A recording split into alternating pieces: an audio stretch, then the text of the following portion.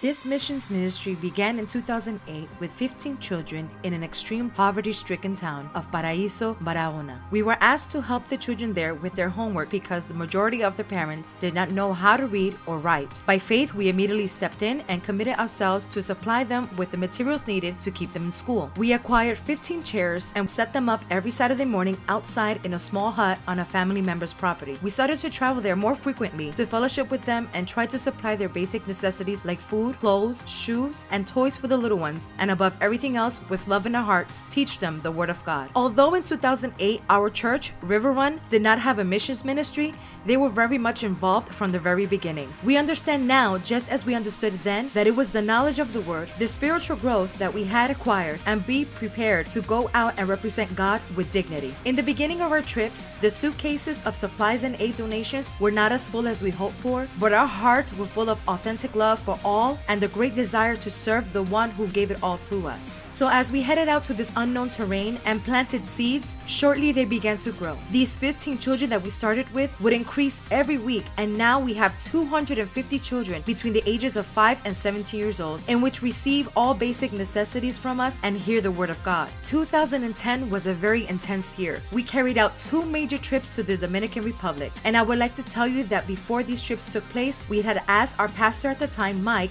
to please pray with us because at the time we felt a lot of anxiety. To our surprise, as we arrived to our destination, we were welcomed with an earthquake in our neighboring country, Haiti. This event completely changed the course of what originally was planned for this mission trip. God had a very different plan for us. Immediately, we moved from the capital, Santo Domingo, to the southwest area of the country, to a hospital that was located 3 hours from Haiti's border. At this location, they were moving injured people rescued from the earthquake so they can receive emergency medical care. I remembered when we arrived at the hospital, we could not get in. Only doctors and members of Red Cross were permitted. Quickly, we ran to the car and put on t-shirts of River Run and presented ourselves again, saying that we were missionaries specialized in dealing with natural disasters sent by our church of Orlando, River Run, to assist the aid of the earthquake victims. And with this title, we could have never imagined what happened next, even if we tried to predict it. They immediately let us in, surprised due to the quick response of our church. What they didn't know was that the God that we serve already for a long time knew what was going to happen that day and in that time. He is the same one who decided to send us just in time to carry out this work that was very different from what we had planned. After our plans aligned with God's plan, we served there for several days. The hospital was quickly without provisions, and we were put in charge with supplying drinking water to all the rooms, the assistants, the doctors who had worked beyond their capacity in a hospital without any air conditioning and on injuries that seemed endless. In addition of distributing food in the hallways, we gave juice and bread to the children, also toys and coloring books to try to keep their minds away from their injuries and pain. We prayed for many people in the midst of their pain, for infants and siblings that laid in their beds not knowing where their parents are, for the heartbroken parents watching their children suffer, and for the numerous amount of souls that we did not know by face or name, but they also deserved a prayer. Truly, you do not understand how greatly we appreciate the spiritual training that allowed us to respond and work hand in hand with brave volunteers trained to rescue people physically while we could rescue them spiritually. Knowing the Word of God, where we must forget about ourselves and share their pain, is what the church is all about. To form and reshape people and send them to serve in the name of God. Our project continued to grow, and by the end of 2010, we had 350 children who still received materials and aid and the Word of God. Unfortunately, more than 3 years ago, we lost the location where we've gathered to teach the children the Word of God and help them study. We were told that this location was going to be remodeled, but then it was turned into a business establishment. That means that our children are out on the streets. I cannot and will not drop this project of love that God has placed in our heart. We have decided to register a foundation to which we call Lighting the Darkness. We continue to work hard teaching the Word. We started to seek help of friends and family members throughout the year in order to be able to collect all the clothes and shoes needed to send out to these children that are going to school barefoot and with no help. And with the help of God, each year we collect a little more. The news of being put out on the streets with no longer having a place to gather became a reality. So we started to integrate volunteers from different local churches, regardless of denomination. Together with a team of missionaries, we were stronger and more determined than ever to continue evangelizing and bringing aid to these people, with the common purpose to share the gospel and to face poverty as big as this giant. But God has given us strength to work on the streets and help wherever is needed. Currently, in order for our activities to take place, we take any place given given to us. The high school playground, the river, the central park of the town, a Christian church, a Catholic church, an empty classroom, or any place where we can bring the word of God and necessities to these people. I would like to inform you that in spite of the adversities we face by not having our own location, God Himself has given us by grace a team of wonderful people, being able to branch out and currently help 500 children, teaching them the word through activities. In addition, we help 250 elderly people between the ages of 78 and 110 years old. We provide them with wheelchairs,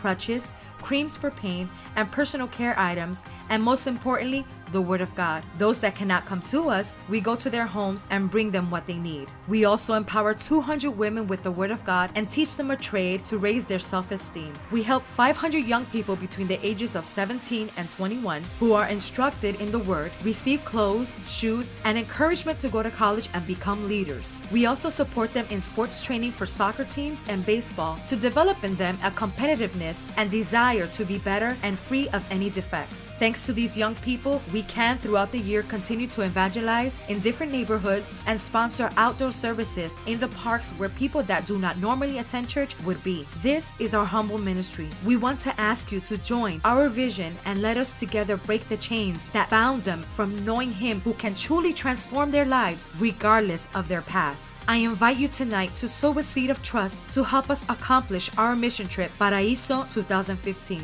We need to raise the necessary funds to cover meals and snacks for all activities taking place from November 18th until December 3rd, 2015. We need to pay shipping of all the boxes full of clothes, school supplies, food, toys, and a large quantity of shoes for the children that are barefoot without being able to attend school. In addition, we need funds to carry out a large revival campaign and evangelism. With the participation of pastors of this town, our missionaries, and Pastor Ruperto will join us to walk the streets of paradise to start breaking the chains and mark this town as God's territory, and to put into practice what God has entrusted us to do. In Mark 16:15, it says, "Go into all the world and preach the gospel to every creature." God, touch their hearts and multiply what has been given to us tonight. Thank you for being here, and God bless.